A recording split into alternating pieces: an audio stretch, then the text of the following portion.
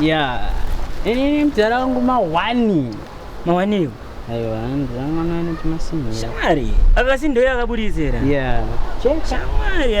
But akakaukanya famba nako mugunda macho unogona ngo. Unaona ndikanopinda battery. Wambozwana. Kana glow in the dark apa kanza Adidas kanopinda battery. Battery riri kutasi? Kuti inogona ishandisa se overboard kai. Fair. Jana wangu. Iwewe wakunyanya unaonge kwedu zisiku.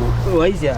Iwewe unaonge kwedu mira ndikutauri. Urikuona kuti nini njarangu unoza phone iriko nyowani. Phone nyowani iriko ruiziri.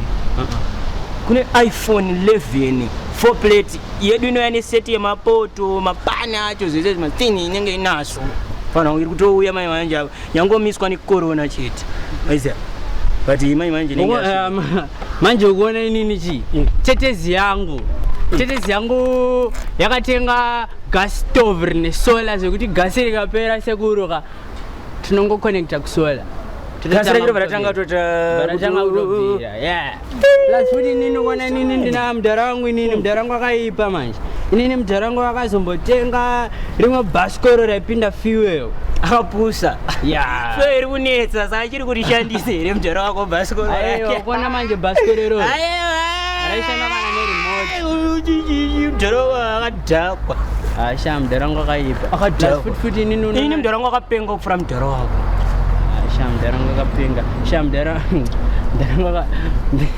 akaita zi ndaranga kapenga ufira mdara wako ndaranga kadana na momzi yako kayo ndaranga kadana na momzi yako ini mdaranga karamba nhumbu yako wewe ikabvumwa na mdara wako ajama mzidere mdara wako aruchengeta mdara wako ini raste Come on.